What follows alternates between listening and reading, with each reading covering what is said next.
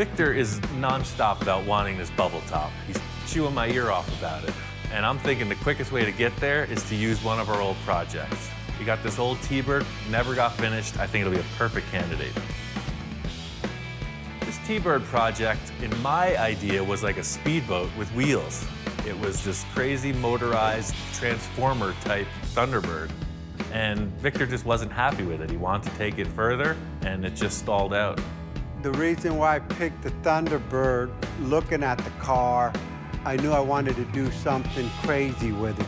The cool factor about this car is it's radically customized. The whole rear has been cut off and remade. It's got a wild lift-up cockpit. The hood is reversed. It's on air suspension.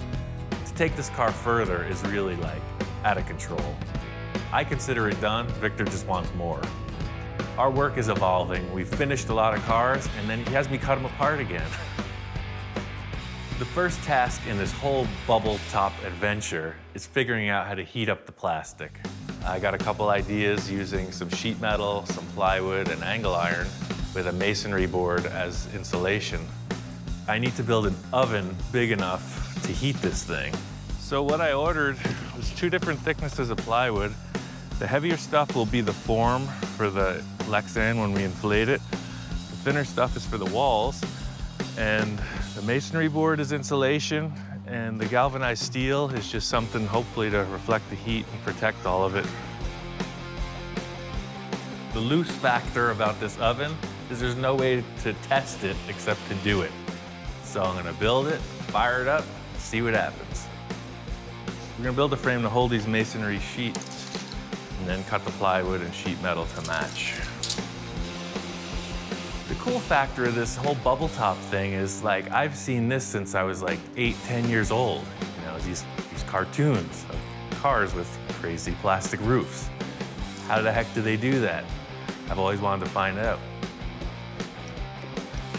Every project I do, I'm really just trying to push my skills. This plastic experiment is really next level. I've never tried anything like it, and it's a huge challenge.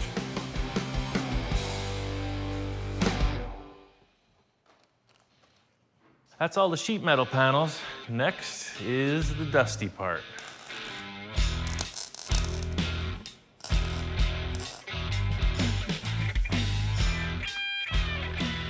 Next step is to take the rest of the angle iron and create a perimeter frame that'll be for the lid.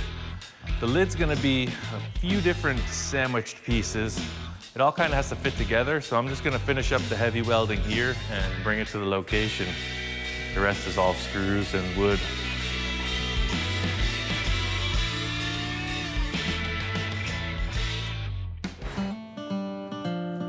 We're out at Victor's place. We got the big oven here. I'm gonna try to make like a teardrop shape. I've read about different plastics, and each one has its own characteristics. I've settled on this acrylic sheet plexiglass. It's 3/8 inch thick, and it's a 5 foot by 8 foot sheet. The plastic needs something to hold it in shape while it's heating up. This whole idea with the backboard and the retaining ring is really just to keep a solid base. So the edges remain perfectly flat, and the interior part of it will heat up and expand. My idea with this base plate is that we could blow 4 or 5 different roofs, and they would all be successful. They'd be interchangeable, and Victor could just pick the one he liked. I'm creating a balloon with wood and plastic components. I'm trying to make it airtight. The silicone is going to help seal it. Silicone looks like it's sealed. All the air fittings are in place. Got everything screwed together. Big challenge trying to figure out how to heat this thing up. I'm just hitting walls with it. Each grill has 2 propane tanks, so we'll have 4 5-gallon propane tanks, which should be plenty of capacity. As long as these guys get that volume of air warmed up, it should work. All you can do is try. We're either gonna have the right amount of heat or not enough. We'll see. I built this whole oven without the lid on. So we're here, we're doing this, and it occurs to me that with the lid on, you can't see anything inside the box. That's a problem. I used to work in a foundry, and they had this huge kiln and it had this perfect porthole that you could look into it. So I'm just gonna cut a hole in the box and make the same little door that I saw on this kiln. Got a couple portholes cut in the thing, got a couple barbecue grills. We're just going for it. It makes some heat. Let's put the lid on. In keeping with the low-tech approach, I've got some plumbing pipe, simple gauge, and some air fittings. The idea is to just create a controlled air source to inflate this thing.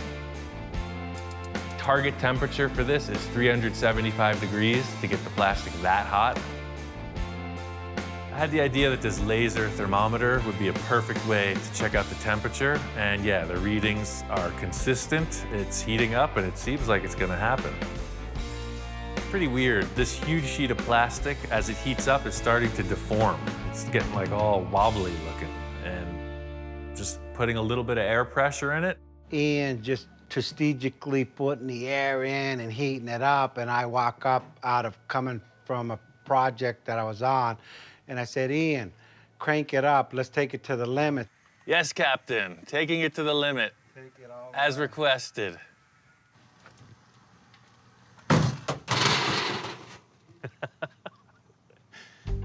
That didn't work. Shut her down. I turned my head for a second, and it was like, what was that? Within 2 minutes, the thing started tweaking and blowing, and I could see the look on Ian's face like, what the hell did you make me do now? Shut everything off, it's gonna melt the plastic real bad. A quick turn around, peeking in the hole, I can't even see what's going on. I'm seeing sheet metal. I don't know what's going on because the whole thing appears to have collapsed. The whole thing's collapsing. I don't know what to do. I stuck my arm back in the oven to hold the thing up and kind of get a look, and it's just destroyed. This thing was twice as big before this broke. So what happened was he lost air pressure and it shrunk. What a bummer. To most people, this thing looks like an utter failure. I'm gonna work through it. This directly relates to my process because I don't know what I'm working with. Most of the time, I don't know where I'm going. So this is where it failed. It ripped off of the backer board. You can see it's all jacked up on one side. But what this does is it proves that the theory works. This whole process is pretty mysterious. The only guy I can think of to talk to about it is Gene Winfield. Gene Winfield is one of the old school custom car guys. He's been doing this since the 50s. He's been there, he's seen it all, and if I need some advice, he's the go-to guy. Well, I was glad to see Ian come up here today and ask me some questions about blowing a bubble. I've done it, of course, over and over for the years and years that I've been building cars. I do metal shaping seminars all over the world, actually. I want to teach people and keep this thing going. Every day is a school day. Even Albert Einstein, he said that you learn every day, and the day you stop learning, you start to die. When I saw your oven, that's what I dug about it, because it's like, wait a second, so I could do this. That's right. And literally, you just have a pipe with holes drilled in it, and you light it on fire. You light the gas. Well, we made that when I was doing Blade Runner. I built 25 cars for the movie Blade Runner, and they had windshields, but they weren't really complex shapes, they just had a little curve to them and stuff like that. So we built plugs and draped them over there, and it worked really And that slick. was all just acrylic, regular plexiglass? Yeah. Then when I did Back to the Future 2, I did the Ferrari, what we call the Ferrari. We had to buy special, it was gray, smoke gray, but we had to buy 5 foot wide material. Just seeing Gene's shop and all of his projects, it really gets me charged up. I mean, I want to build some cool stuff, and just seeing people who really push your brain to the next level, this is a great experience. After talking to Gene for a while and really just coming to understand his process of doing things, it really parallels mine. It's like a real do-it-yourself attitude. So seeing what he's pulled off, I think I could do this. The whole wooden structure is upsized. It's thicker than it was. The idea is it won't distort. I strengthened everything. I used this heavier angle iron, put a complete perimeter frame around. I threw cross members to hold the center down. The fender washers around the perimeter. They're gonna hold the wood in place. The steel is gonna hold the whole thing together. It's like a big, heavy unit. Just gotta keep this plastic under control. It's heavier than it's ever been. We got wheels on the gantry, so we can just lift the lid into place, no struggling, no error. I set up areas to put a little temperature gauge. I put an air pressure gauge on the inlet, just to try to keep the air a little stiller. I don't know if it'll have any effect, but I just put a couple masonry boards to close up the air gap on the front and on two sides of it. I put some marks inside the box to help out. I didn't know how big the thing was. I was looking at a screw on the wall and just trying to gauge how far down it was. As I understand, the whole deal is even temperature and inflating it so the thing doesn't tear. You want it to be consistent all the way across the surface. The ovens are pretty much where they were, but we never had them even. They were just kind of laid in there, so I put them equal distance from the walls.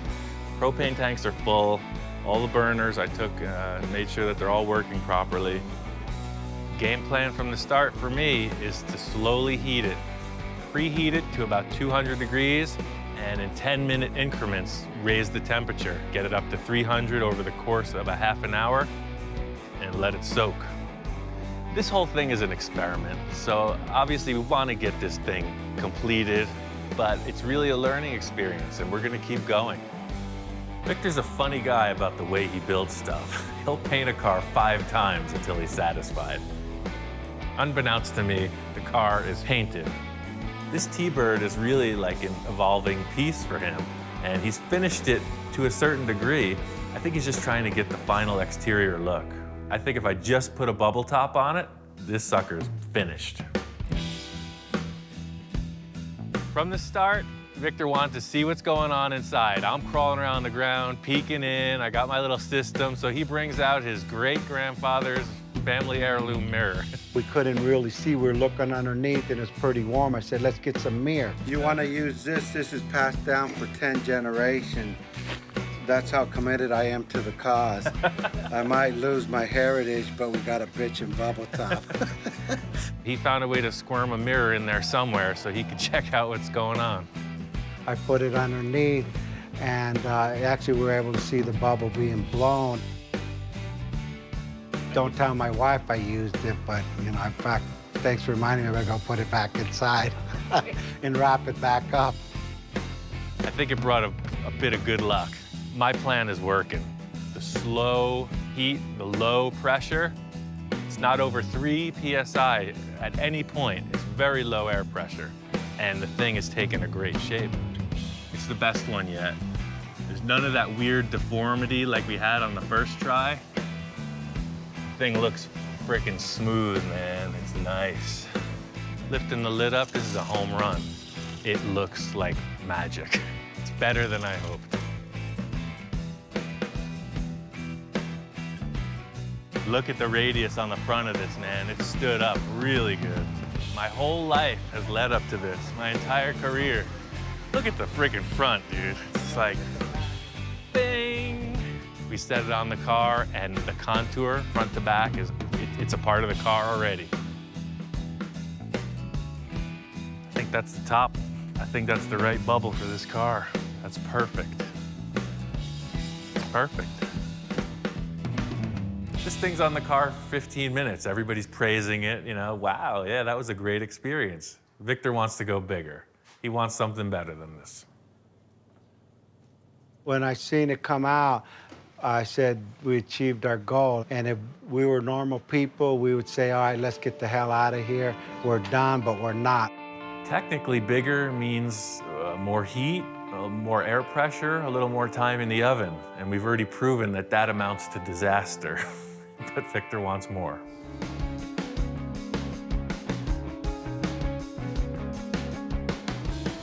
This bubble is enormous.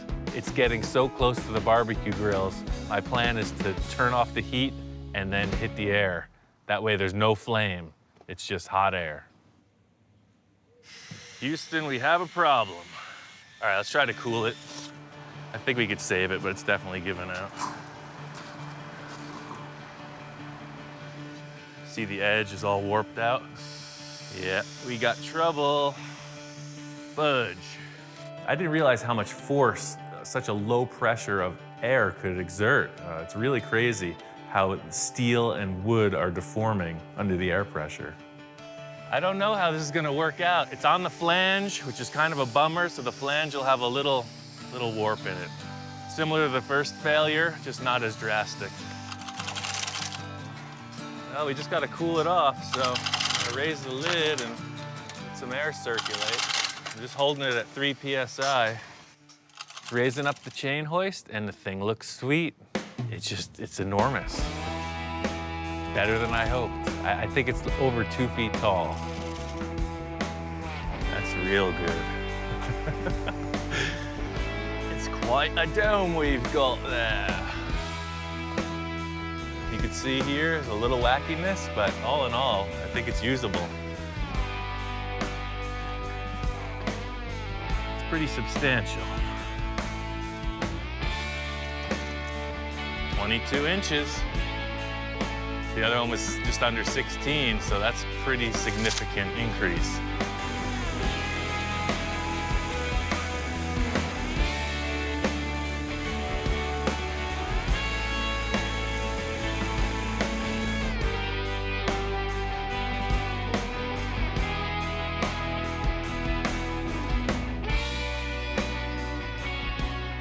So we're putting this thing on the car, but it's big. I mean, stand back and look at the thing. It's for a different car. It's too tall for this one. When I seen it come out, and I went back to like, we could do anything, and we're gonna try to stretch it even further. So this whole mission of heating and inflating the plastic, that was like a fraction of where we're going with this. We got the bubble top, now we're gonna build a car that's suitable for it. When I'm just setting it up here in the car, I realize that the car's in the way. I gotta cut out a huge chunk of the automobile to make this design work. Victor was so proud of this paint job with the gold leaf, you know, it was a really hot looking car. So I sent him a piece of it. You know, it's just, that was his favorite paint job, so I wanted him to keep a piece of it.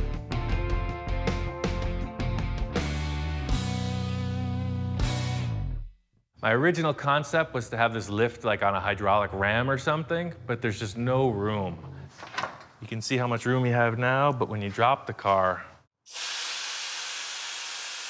the cool factor is this car's on airbags. It's a huge amount of weight that's just dropping on the floor. I think I'm gonna use that to my advantage. The only way I think I can make this move is by actually using the differential as a pusher.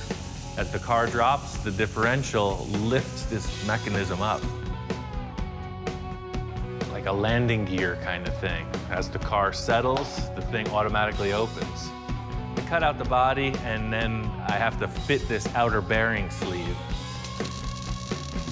It's working out good because it will weld right to the cross member that I put in for the airbags years ago.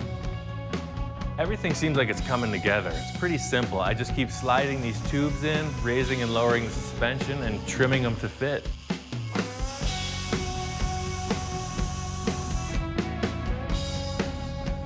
This saddle isn't really working on its own. It's designed to work with the leverage of the big dome attached to it. So I'm putting this rod on to simulate the leverage that's gonna be there in the end. Prepare to lift.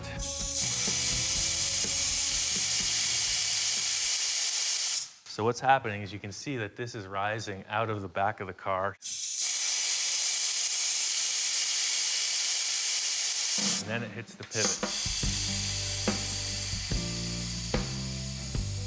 I said, and then it hits the pivot. No, I think it's just jammed.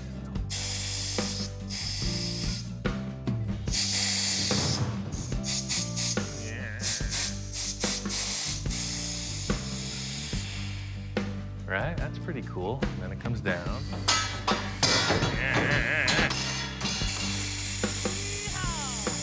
The whole deal with this is just greasing up everything. It's rusty, dirty metal. As soon as I sanded it a bit, put grease on it, it smoothed right out.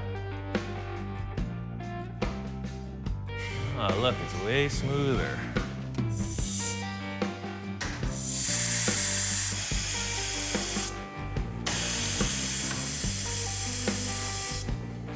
I'm stoked. This thing is working better. Every time I raise it, it smooths out a little more. To the layman, this could seem pretty sketchy, but I call it a success. I had this in my brain and it's actually functioning. That's cool. This whole thing is in its conceptual stage. These bubbles are so delicate, I don't want to ruin one of the keepers. I brought the damaged one to try out. That way if it fails, no loss. So it's still not perfect, but it's working. As long as it lifts this plastic and spins it, I think we're going to victors. On to the finish.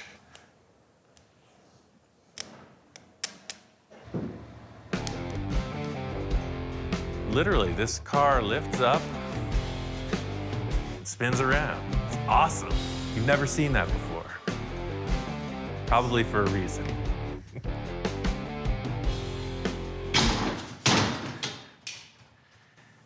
Oh, it spun itself off of that block. It's kind of half carnival ride, half Thunderbird. I got it working. It's still kind of loose, but it definitely demonstrates Victor's concept perfectly. So it totally works. I'm gonna take it down to Victor and see what he thinks.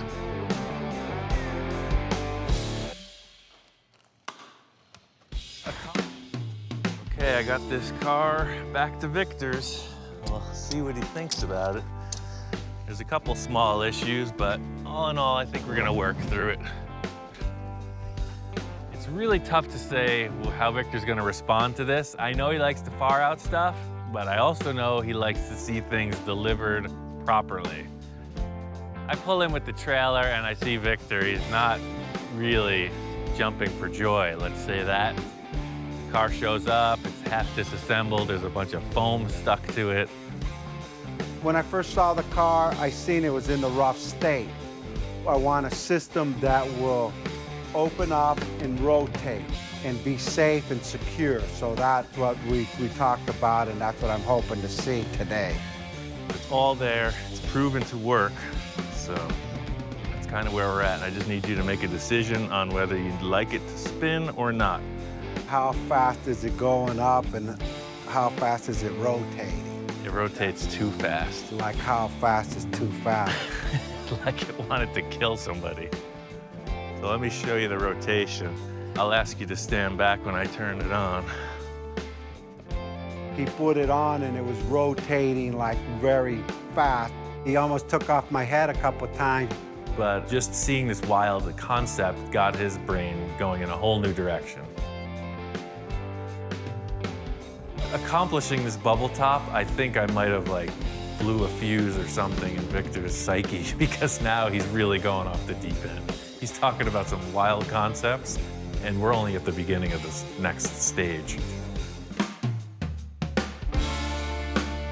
The whole thing is detail. I have to remove this foam in the most precise manner possible.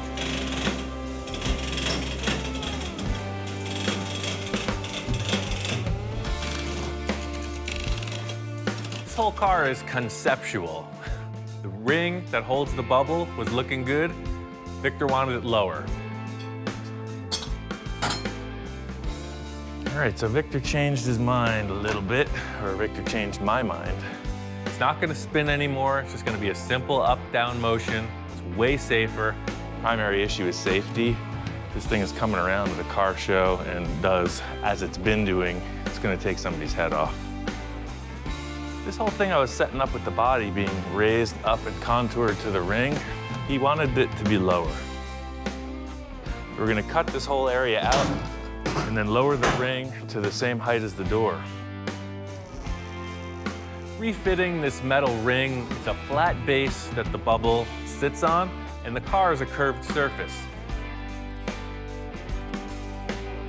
So I created this series of steps that allow the ring to fall down into the car and still look like a finished part.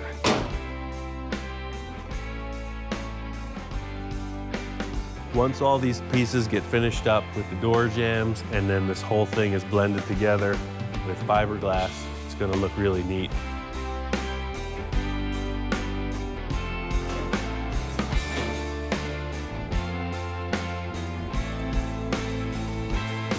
We really refined the way the whole bubble opens. I was trying some crazy stuff with the weight of the car lifting the thing, and it just wasn't safe. We just went to a simple hydraulic ram. It's tried and true, works perfect. He's already got the pump here that used to lift the rear of the car. So we're gonna tap in with another switch. You can see it's big enough for a tractor or a snowplow. It matches the ram that used to actuate the back lid, and they'll both run off the same motor.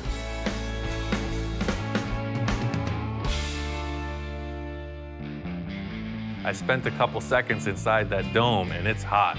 This thing's a spaceship. There's people inside. There needs to be a way for air to get in and out. I made these vents in the front of the car. Victor loved them. He came up with this concept. He wants some more vents towards the rear. So my challenge is to match them, complement the front with the back. I think I like this idea. The car is so flat that by putting these vents in, it's pretty cool. It kind of lends itself to the louvering thing in the 50s, but this is like new, old space age stuff. All these vents work. It looks cool, but it's gonna keep you alive in there. Otherwise, you're gonna cook. Once the ring that fit the bubble was established in the car, it looked great, and it worked so good, we decided to seal the doors up. That's the main point of getting in and out of the car, is through the lid. So the bubble top's gonna be the only way you can get into the car. That'll hinge up and you'll get into it like you would a flying saucer. Should be cool. Well, there's no gravity in space, so you can just like float over the edge and land in the car. So that's the whole thing.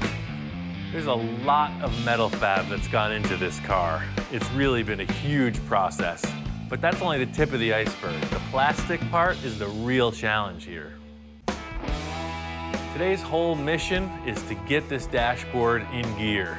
I just finished some really basic structure to just hold this gauge cluster. It's from an early Plymouth. I think it's a 300. This has been used in a couple other really popular show cars. And the reason we're using it is because it's freaking cool.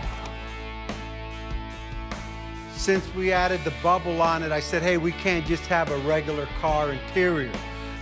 You want to follow that theme and bring it inside the car.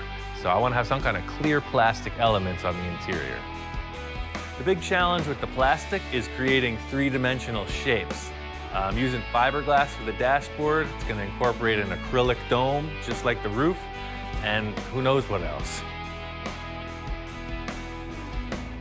The first tests I did of creating this bubble out of acrylic just incorporated a simple metal box with a burner and air inflation. The smaller size is a lot easier to work with, so I figured I'd come up with a really cool twist on what I've already accomplished and showcase it right in the middle of the dashboard.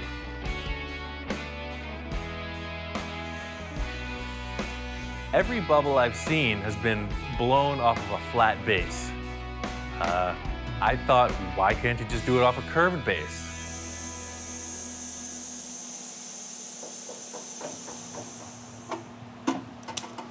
I'll unscrew it.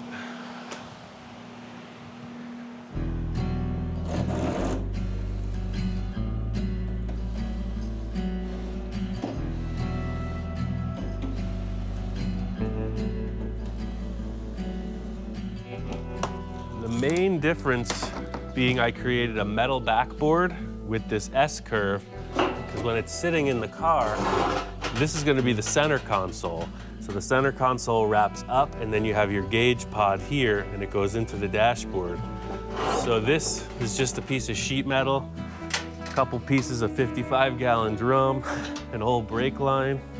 I pretty much nailed this whole heat and inflate of the acrylic domes. The big challenge here was fitting it up in the curved base plate prior to anything. Usually I would make a wood retaining ring like with the other setups, but the wood wouldn't bend to this drastic curve. So I heated up a piece of acrylic and just let it sag down, and that became the retaining ring. So what the paper does, you can see the holes I punched here, The air comes in, you see the hot air blast, and it just diffuses and gently fills the thing up with air. So it's a gasket. Pretty slick. These two got overheated, but it's still the center that I'm looking for. So I'm gonna cut this center out and I'll put it in the car and you'll get a look at it. By building this cool metal backboard, it puts an S-curve in the base of the bubble and it makes a perfect transition from the horizontal dashboard down into the center console. So this is like your center console here. And then to get to the switches and stuff on the gauge, this will lift just like the roof on some kind of a air ram. And then you can turn on your lights and all the other stuff. So it's just like dimensional plastic shapes. You know, you got 1, 2, and then 3. It's gonna be like a real fishbowl in here. Friend of mine, Scott Owens, he showed me this cool trick with aluminum foil and fiberglass. So I'm gonna see if I can't pull something off. The whole idea with laying this subsurface for the fiberglass is using the foil and trying to stretch it across the steel ribs that I made. That way you have this really organic shape. And it just gives the fiberglass a perfect backboard to hang on until it sets up. I have very limited fiberglass experience. I was able to lay up a ring on the bubble for the roof, and so far so good. We created a ring that lifts off that will hide all the screws.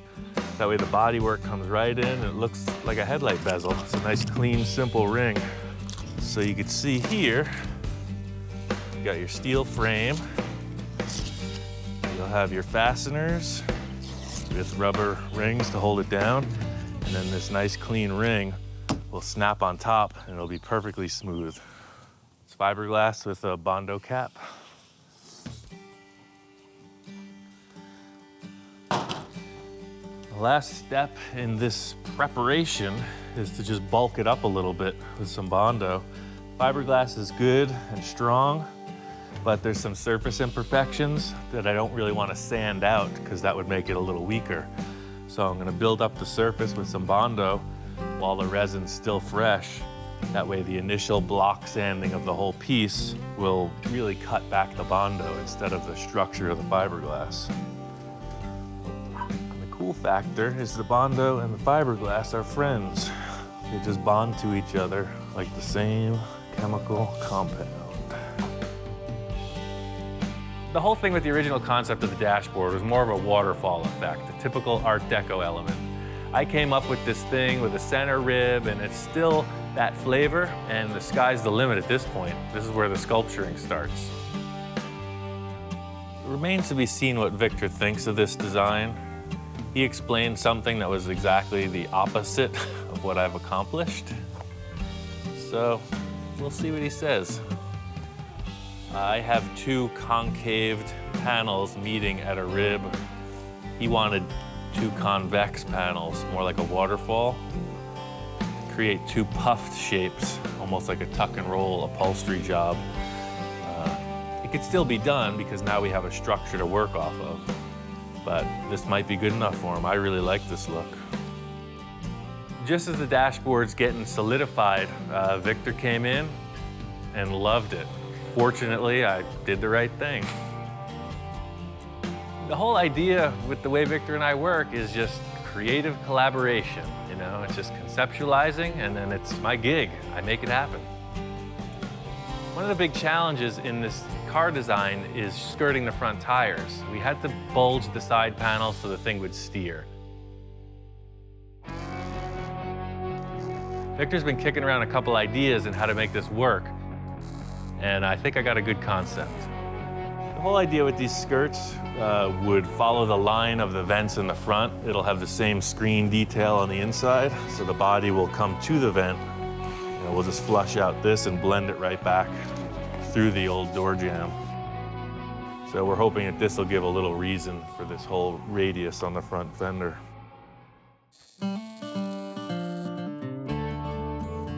Laid out these square tubes that are going to be the base of the floor. I think we're just gonna make the seats ourselves. Victor didn't like the seat that was in the car, so I just set up a framework here. It'll be the base of the floor that's gonna roll down into the footwell. It's a spaceship, you know? No rules.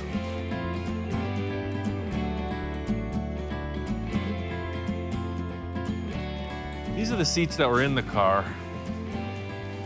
They look cool, but you've seen them before, right? So Victor wanted to do something next level with it. This seat was pretty bulky and it was hitting the perimeter of the bubble, so we would have had to modify the seat back anyway. We talked about it and I came up with a design, still developing. The seat bases are gonna be in the car, and then this will be the seat back. So it's a lot smaller. It's just like a little lumbar support. And we're thinking about having them pivot and disappear into the floor of the car. I set up some round rods, just bent it to shape, welded a couple nuts on there for a hinge. I'm gonna cut some holes in here because Victor was saying he wanted some LED lights in the seat back. And you know, it's just developing. We'll see if it actually flies or not.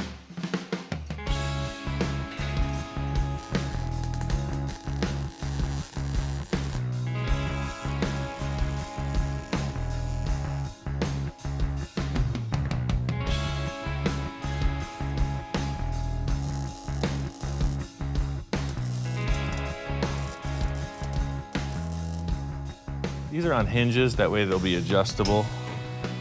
You can hinge them up or down if you need to access the flux capacitor in the back or whatever. This is some 18 gauge sheet. I just put it in the brake. It's got a little curve to it, a little area for your butt to sit. And these are gonna go right in here. The idea being there'll be a 4 or 5 inch foam pad. Make it nice and cozy.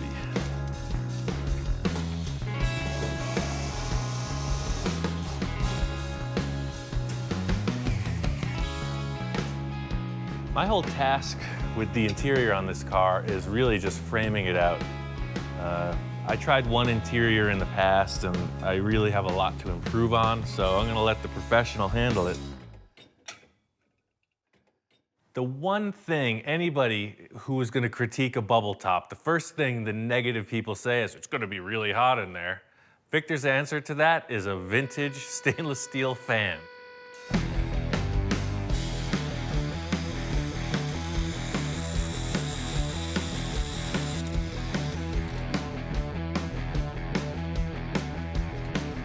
My main plan is to create 2 clear globes in the front and rear of the car, and then have a clear plastic air duct connecting the 2.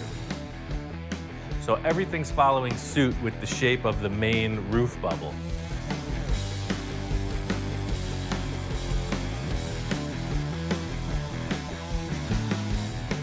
So this is the back wall that will have the air coming from the upper vent down through here. So I'm just gonna shroud this in. That way the fan will draw. You know, this will all be walled off. It'll have no choice but to draw through that vent up there.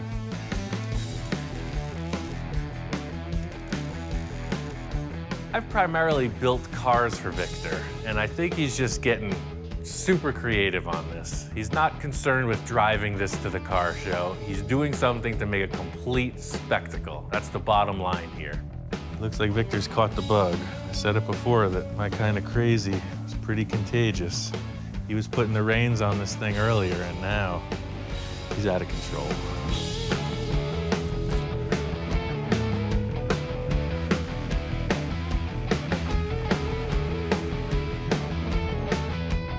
So that's the concept. The air comes through the back vent, through the fan, into that tube, and then it ventilates the cabin. Feel that breeze, Tony? It's good, nice, right? The big cool factor with having Victor's guys to back me up on the body shop aspect really allows me to try to pull off one last trick.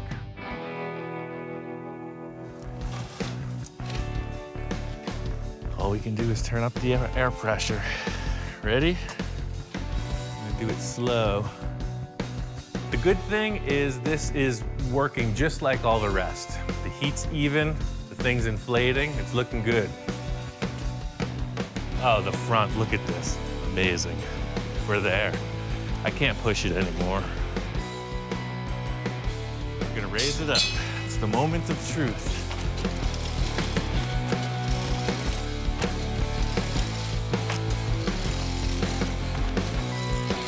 Oh, we got it, man. Look at that. Yeah, see, that's what I was looking for. We get this thing nailed. It looks perfect. I think we're good. I think we got it. And it's just enough rib, on all of them have ribs. That's what we added on here. Raise it up out of the oven, and there's like a defect. I put all these reinforcing screws in there, and one of them has pushed the base out of position after it's inflated. There was one screw that was still poking through, hitting the second bar, which didn't allow it to sit. The bubble came out perfect, but the screw was hitting, so the front of it wasn't straight. When we put it on the car, it's not gonna fit. It's like an old record on a record player when they get a lump in them. That's what we have in our base. It's not gonna work. Plastic's still warm though. It's very soft. We're gonna throw a clamp on it and reheat it. This is highly unorthodox. So there's always something. This is our last ditch effort. The bubble came out pretty good, but see the base plate gave out right here. It's kind of warped. I got the ovens on high on this side. We're gonna put a piece of steel, clamp it, and lower it back in, and try to get some of that shape to even out. We're gonna try this one little remedy and then take the thing out, see how it looks with that buck off of it. That was a perfect bubble too. Up more. All right, right there, we're on it. How's she looking? I think you got it, man. I think you healed it.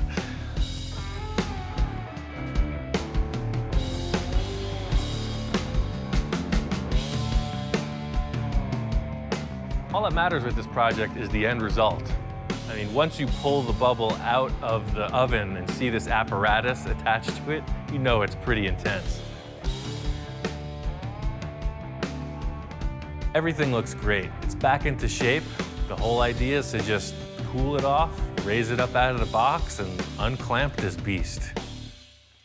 I took this 1/2-inch MDF board and created a series of templates off of the bubble Victor liked most. I spaced them out 8 inches apart, made a whole bunch of support to withstand the pressure of this bubble pushing against it, and fastened it to the backboard. Good. Getting the buck off of this thing really revealed that it was a successful idea. This was uncharted territory, and the result was ideal. That's pretty crazy. But the real tell is gonna be how it fits on the car. That's what this is all about. So we cut it out, brought it over to the car, and then, yeah, that was what we were looking for. It's freaking awesome. Look at it from this angle, man. This is freaking ridiculous. That with the lights coming through, bend down and look through. Yeah, and then look what it shows, the other bubbles in there. Bubbles in the bubbles. That's impressive. The whole idea with these ribs in the roof was that it was gonna diffuse light. It was gonna look like multiple layers of plastic, and we nailed it. When you look through, you see all these ridges, there's a million reflections, there's the interior bubbles, it's just out of this world. Victor's in love with this thing. I think he was just like gambling, you know, with this last ditch effort to pull something off, and he won. I've never seen anybody do that before.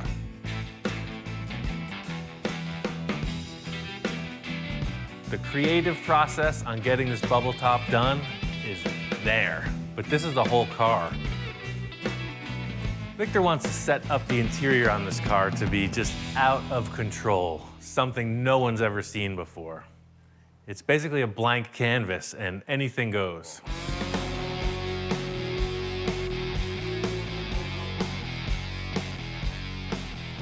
car has been in the works for a long time. It is a concept car. It's gone through so many phases of development, and now to have it finally wrapped, I'm stoked. The car came out amazingly beyond my expectation. On the bubble top, the interior, this is a total custom build. The bubble top is next level. The car is, like I said, a piece of art. I mean, the car is a masterpiece. I saw Victor pull in the driveway with this thing. I was like, get out of the way, mister. I want this car. Well, Ian, when he came in and seen it, all of the idea all came together, and he was impressed. The thing drives up and it looks like a spaceship. I wish it didn't have tires. You open the bubble top and the interior is just going off. There's all kinds of crazy stuff going on in there. I'm ecstatic, he's ecstatic with it. Everything flows just perfect. At the end, I got my interior guy, Lino, and he was saying, you know what, enhance the bubble by putting chrome around the bubble and putting chrome on all the ribs. They're perfect. They really highlight the ridges in the bubble.